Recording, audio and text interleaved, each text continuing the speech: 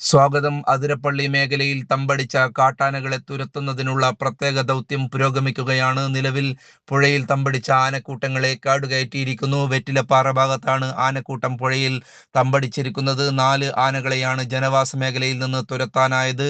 RRT സംഘത്തിന്റെ നേതൃത്വത്തിലാണ് ആനകളെ തുരത്തിയത്. ഡെപ്യൂട്ടി ഫോറസ്റ്റ് കൺസർവേറ്ററുടെ നേതൃത്വത്തിൽ യോഗം ചേർന്ന ശേഷമാണ് ദൗത്യത്തിന് തുടക്കമായത്. 100ഓളം പേർ ദൗത്യ സംഘത്തിലുണ്ടായിരുന്നു. അതിരപ്പള്ളി വെറ്റിലപ്പാറ മേഖലയിലാണ് തെരച്ചിൽ നടക്കുന്നത്. ഡ്രോൺ ഉൾപ്പെടെ ഉപയോഗിച്ചാണ് പരിശോധന.